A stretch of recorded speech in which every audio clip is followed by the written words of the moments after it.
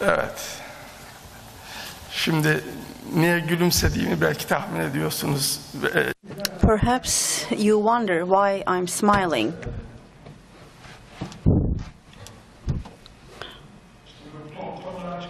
When the prompters come up, it's easier to speak. On the other hand, if there's a mistake on there, if there's an error, then you need to have your backup. I looked at the prompter. The writing is upside down.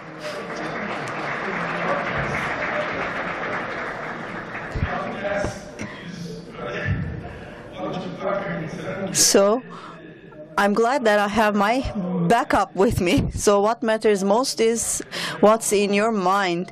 If you're totally dependent on something else, it might be the end of it. Come and take a look from here. Read that.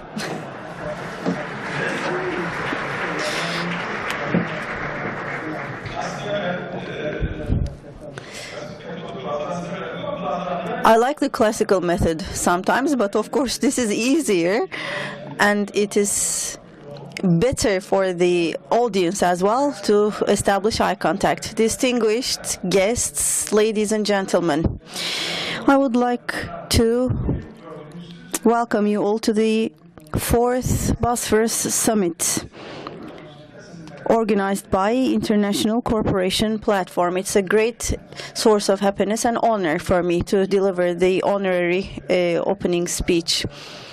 I know that we have valuable speakers and guests from abroad as well. Welcome all.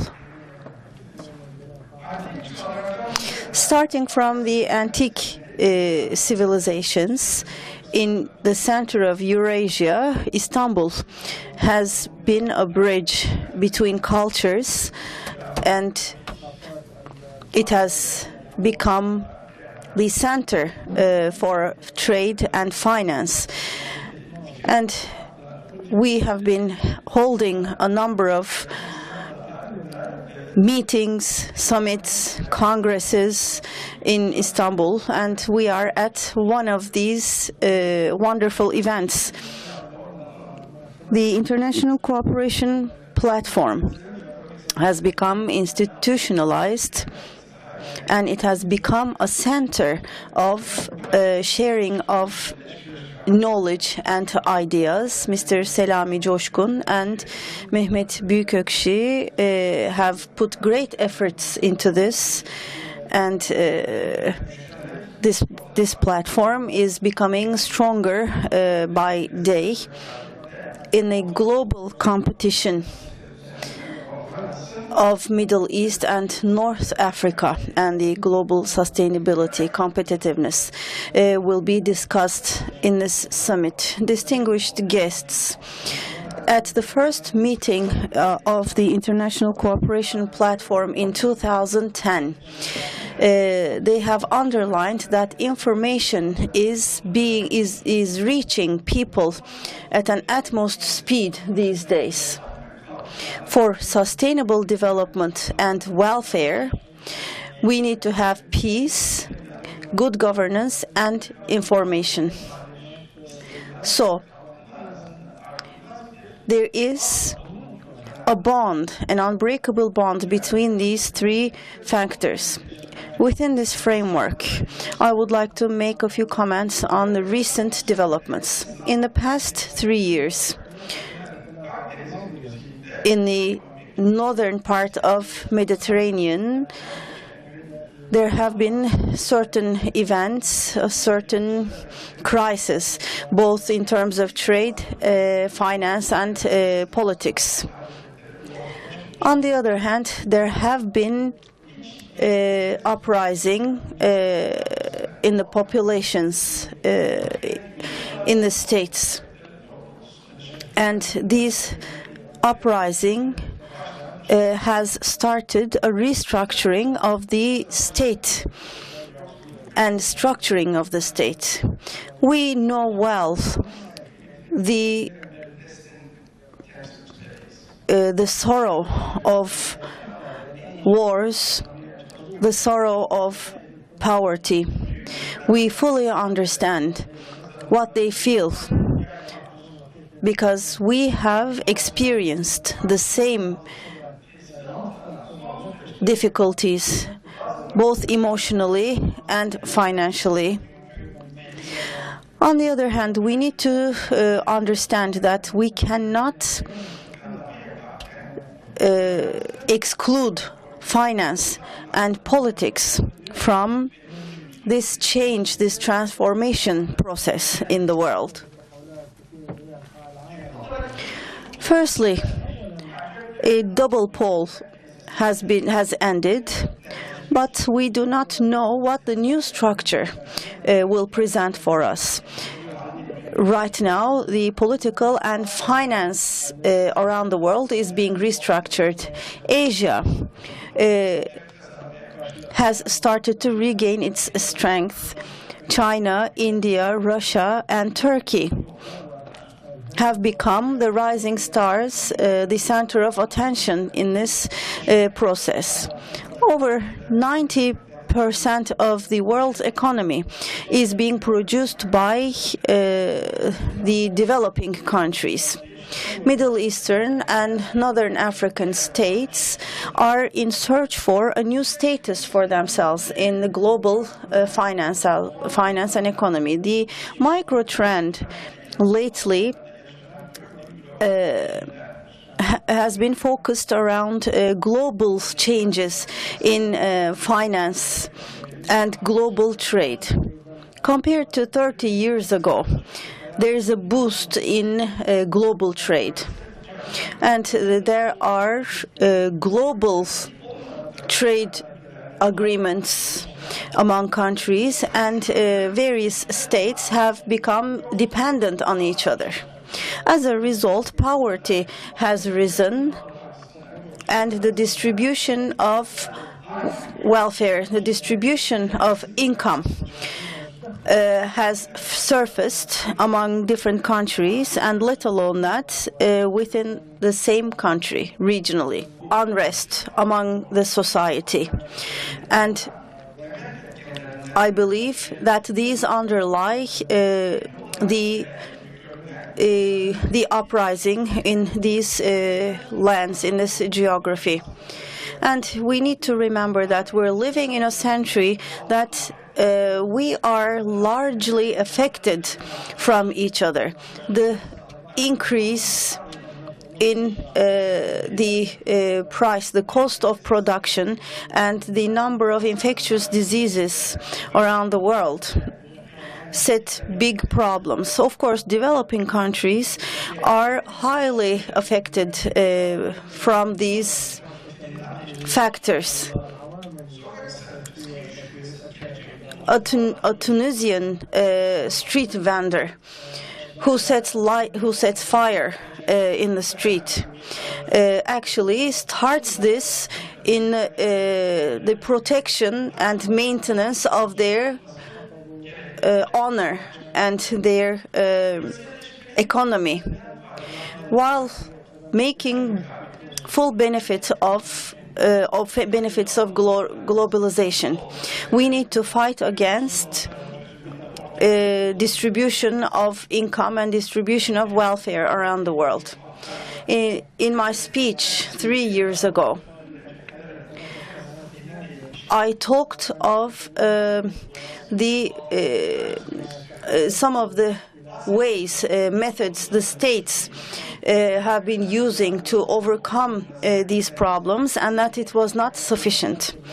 I will repeat it today. We need the support from NGOs, from the societies. In other words, we all need to be aware of what's happening around us, and we need to be sensitive towards these issues. These global obstacles are most effective in Middle East and Northern Africa.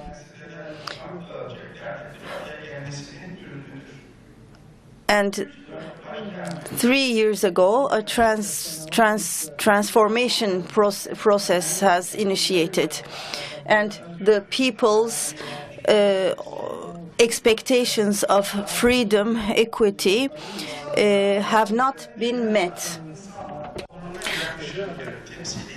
A decent representative need is still a continuing one, which is going to be fully in line with the dignity of human beings.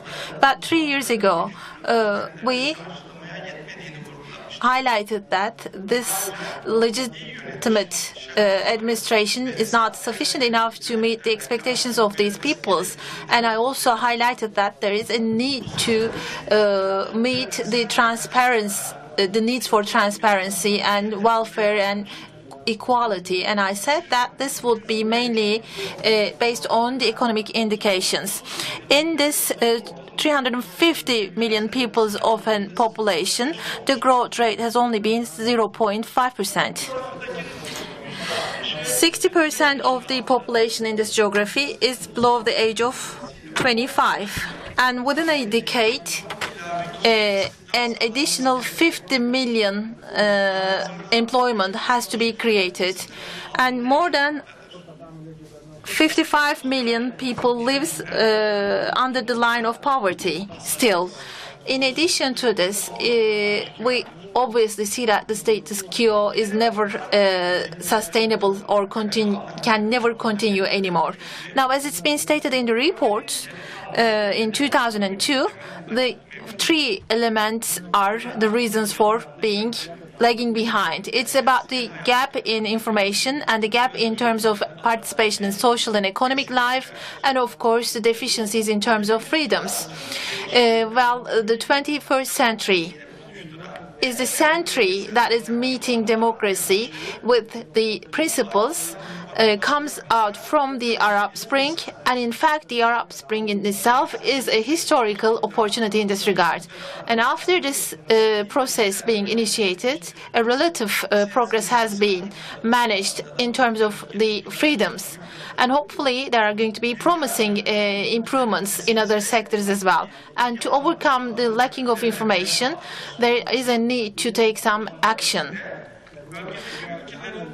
Together with all of these understandings, I have to say that not all the cultures in this region are the same. Not always the expectations are always the same. So we have to be aware of it. We have to be aware of the internal dynamics of each and every country, and each and every country therefore has to adjust its pace accordingly. The free trade understanding in West has been a process, in fact, that has been taking place in centuries.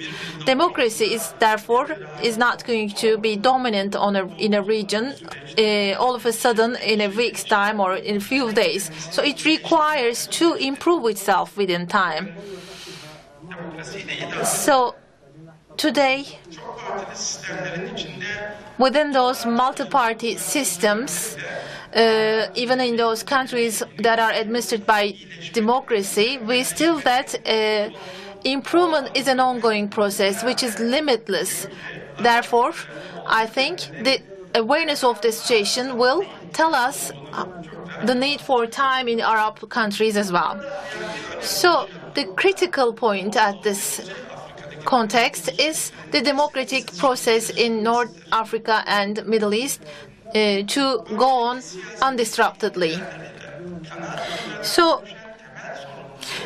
what's important, especially for the leaders of opinion, is to be able to direct this kind of a transformation in this right direction, and to have the Bu bölgede göz ardı edilmeyecek bir diğer önemli dinamik and to have the necessary instinct. Therefore, in terms of the construction of the state nations, the ethnicity and the traditional behaviors has been all under pressure. However, today we see that it's going to be again on the surface.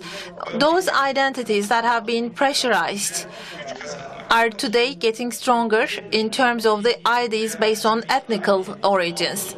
So regardless of the ethnicity and origin, everyone has to feel themselves safe, and in order to do so, what has to be done is going to be decided by the countries in that region. Therefore, certain attention has to be given on certain topics.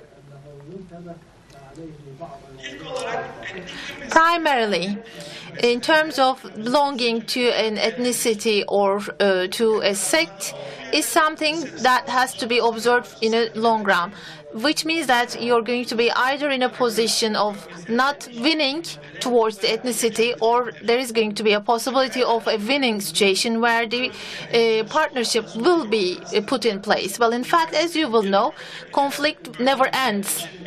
And a conflict can always come up due to various reasons, and especially in a region like Middle East, where lots of people living coming from a variety of religion or variety of ethnicity or sects, it is possible to see that there is always a potential risk of separation and a risk for conflict, and this doesn't have any end. This can continue forever, and I believe that the countries in Middle East have already paid a big cost for this.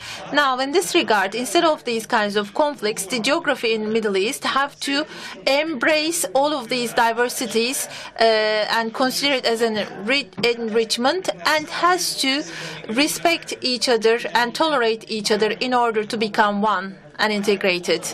Only by then, I think the energy and the potentials and the values will enabled to reach to a level of development and welfare. Otherwise, all the resources will be wasted, and all the other resources will be spent for useless things, and some very important problems will come out that may have a potential to last for a long time. So we have to learn our lessons from history in this regard.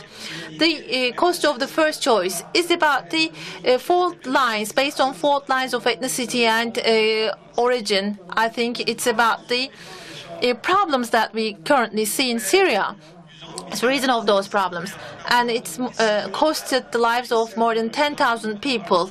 And this internal conflict is an indication of making the first scenario applicable. The second scenario is about the strengthening of the partnership and collaboration within the region.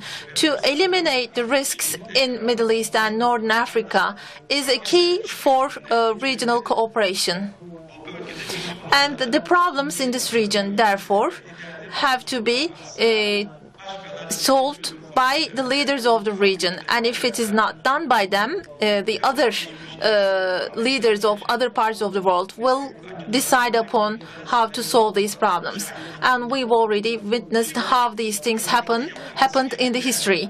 Now, what we have to do at an initial stage is to end the internal conflicts immediately, and to take steps in order to provide solutions through local administrations. When this is possible, all the countries that are able to maintain their peace will be the protectors of the regional peace as well. So this will enable, in fact, the Northern Africa and Middle East to take their well-deserved status in the world's peace as well.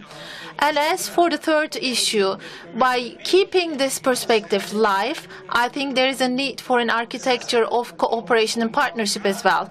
Essentially, I think what's important is to destroy and to eliminate the weapons of mass destruction in Middle East, and this is something that I'm always highlighting in every kind of a platform. And I think, and I have to encourage all the countries in the state to give support to this idea. So while creating a new structure or a new architecture in this world, I would like to highlight the balance between freedom and rights. And this is the key for development.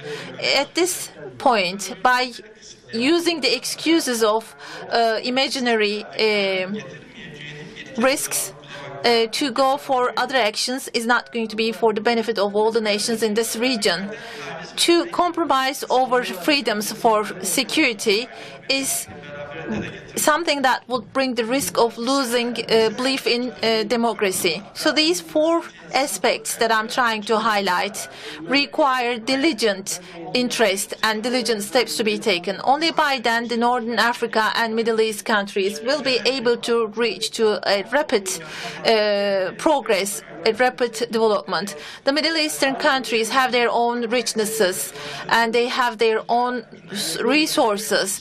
They have thousands of kilometers of borders with Mediterranean, and these are the countries that are close to Europe. Therefore, they have a huge potential. However, this is a fact which is applicable all around the world. Stability and security and regional solidarity is required.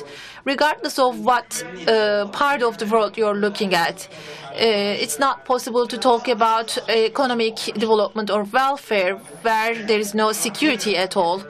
In the most chaotic part of the world, in the regions where there are people fighting with each other for centuries, after the stability is restored, economic welfare has been achieved and development has been achieved. Therefore, the first thing to do is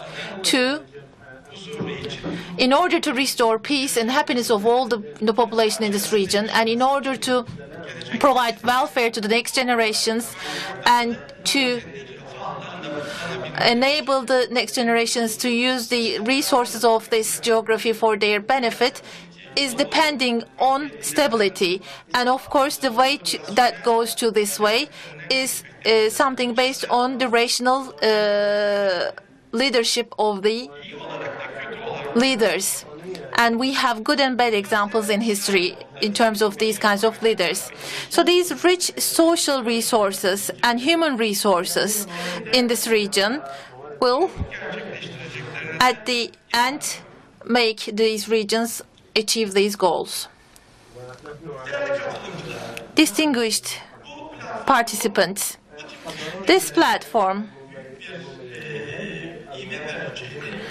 I believe, will accelerate these kinds of understandings and will accelerate the steps to be taken in this regard, and will give a way to make an agenda on these kinds of opinions, especially for politicians and leaders coming from this region. And I believe that these are going to pose recommendations of great importance. That is why I believe that this conference is very valuable. At the beginning, I was just a person who was making a speech in this Bosphorus Summit, but now it's under my auspices. I'd like to encourage you, urge you to speak about all of these things very openly, and I would like to urge you to come up with new ideas so that we can also show to the world that we're going to be able to solve the problems with our own will, and we're going to find the right direction based on our own will, and we're going to be able to make our population and people happy. I'd like to once again welcome you all, and I would like to thank and congratulate everyone who has contributed to the strengthening of this platform. Thank you very much. I wish you success.